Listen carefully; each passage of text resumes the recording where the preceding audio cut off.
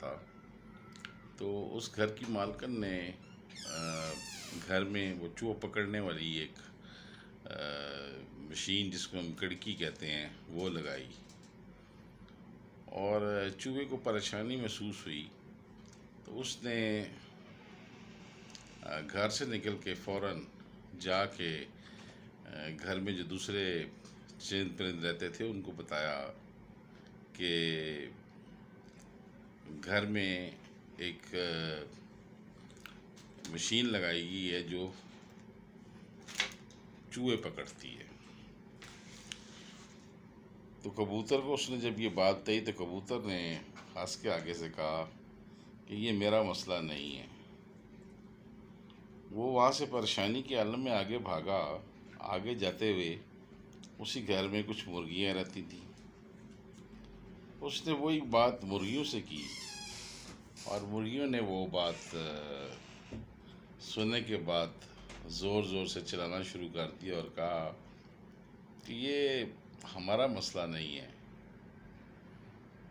وہ یہ سوچ کے تھوڑا سا دھنگ رہ گیا، پھر تھوڑا اس نے سوچا کہ کس سے ذکر کرے۔ وہ بھاگتا بھاگتا وہاں پر کچھ گھر میں مویشی، جس میں کچھ بکریاں اور بکرے تھے، ان کو جا کے یہ بات بتائی کہ گھر میں ایک مشین لگائی گئی ہے جو کہ چوہے پکڑتی ہے۔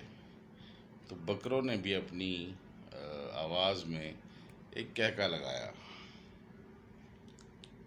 ابھی کچھ دن ہی گزرے تھے کہ اس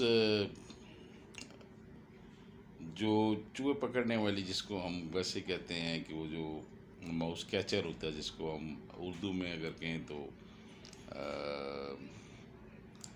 یا پنجابی میں ہم کہیں تو کڑکی کہتے ہیں، اس میں ایک سانپ آ کے پھنس گیا۔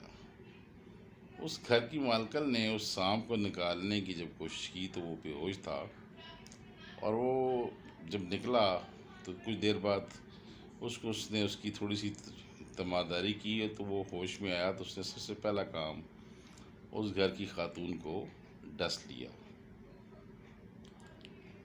ڈسنے کے بعد وہ سانپ تو فرار ہو گیا وہاں سے، لیکن وہ ہلکا سا پوائزن اس عورت کی جسم میں چھوڑ گیا، جس سے کچھ دن بعد وہ عورت بیمار ہو گئی۔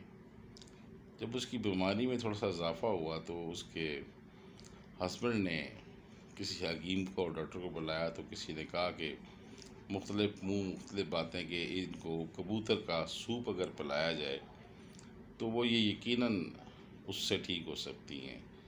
تو اس گھر کے مالک نے سب سے پہلے کبوتروں کو پکڑا اور ذبح کیا، اور اس کی یخنی بنائی اور اپنی بیگم کو پلائی، لیکن اس یخنی سے کوئی فائدہ نہ پہنچا۔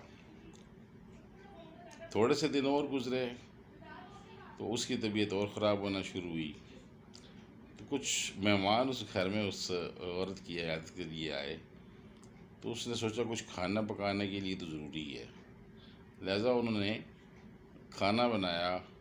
اب کھانے میں کچھ پیش کرنا تھا، تو لہٰذا انہوں نے گھر کی مرغیاں کاٹیں اور ان سے ان کی تواضع کی۔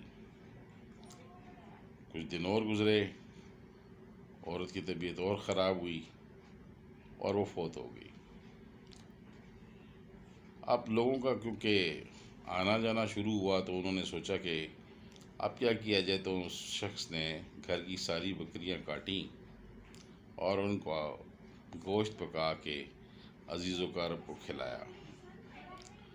چوہا یہ سارا ماجرا دیکھ رہا تھا اور اس کو یہ جملہ بھی یاد رہا تھا کہ یہ میرا مسئلہ نہیں ہے، اور اس طرح سے کچھ دن بعد عورت فوت ہو گئی۔ تو اس سے ہم ایک مورل لیسن لے سکتے ہیں کہ ہم لوگ یہ کبھی نہیں سوچ سکتے، اور ہمیں سوچنا بھی نہیں چاہیے کہ اگر ہمیں کسی کے کوئی مسئلہ پتہ چلے تو ہم اس کو یہ کہہ کے اگنور کر دیں کہ یہ میرا مسئلہ نہیں ہے۔ یہ فیکٹ ہیں کہ مسئلہ کسی کا بھی ہو، اس کی مورل سپورٹ ضرور کریں۔ مورل سپورٹ سے یہ ہوتا ہے اس کو سیریس لینا، کیونکہ وہ مسئلہ کسی کو بھی درپیش آ سکتا ہے۔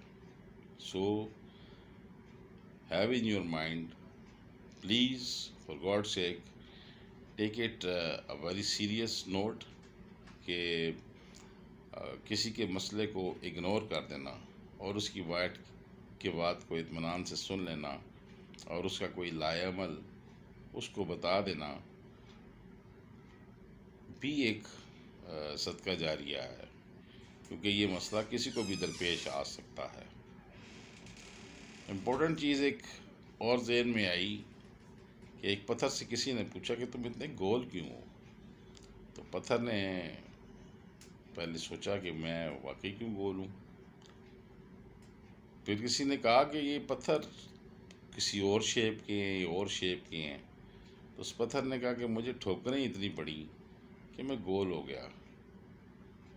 تو زندگی بھی کسی چیز کا نام ہے۔ تو take the life very serious on notice, don't take it fun, live with your life with full seriousness, اور اپنی ایفرٹس کو پازیٹیو وے میں لگائیں، اور آپ فیل کریں گے کہ آپ کی سول سیٹسفیکشن بھی آپ کو حاصل ہوگی، کسی کو تکلیف نہ پہنچائیں اور لوگوں کے لیے آسانیوں کا باعث بنیں۔ ہیو اے گڈ آفٹر نون، اپنا خیال رکھیے گا، اور گرمی میں اگر باہر نکلتے بھی ہیں تو کوئی گیلا کپڑا ضرور اپنے ساتھ استعمال کریں، جس سے ہیٹ کی ریزسٹنس آپ کو متاثر نہ کر سکے۔ Thank you very much, take care your self, God bless you, خدا حافظ۔